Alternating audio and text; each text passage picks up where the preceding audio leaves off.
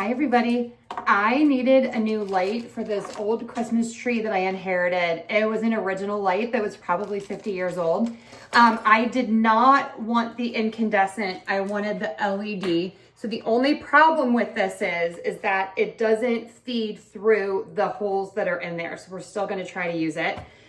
You also get some extra little bulbs and star for the Christmas tree in case you need a few of those. So super easy to use. You just plug it in and it's nice and bright, and you have the on-off switch right here. All right, so let's see how this goes. I was trying to use these little fairy lights. They are not bright enough for this big tree. So let's see how this works. Okay. All right, here we go.